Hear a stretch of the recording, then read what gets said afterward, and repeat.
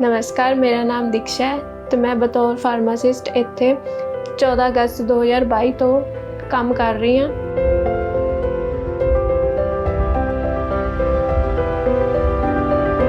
साडे कोल इत्थे हर तरह की दवाई उपलब्ध है, जिमें कि बीपी हो गई, शुगर हो गया, खांसी जुकाम एलर्जी, सारी बेसिक दवाइयाँ साडे कोल मिल जांदियां। ते साडा स्टॉक जिहड़ा है हफ्ता पहला आ जाता, खत्म होने तो पहला। तो सानू जिन्नी भी सानू दवाई चाहिए होंदी है, या तो 1 महीने की इकट्ठी दे देंगे या 2 महीने की इकट्ठी दे देंगे आ, तो साडे कोल प्रॉपर स्टॉक मेनटेन होंदा। साडे कोल इत्थे 80+ मैडिसन उपलब्ध हैं।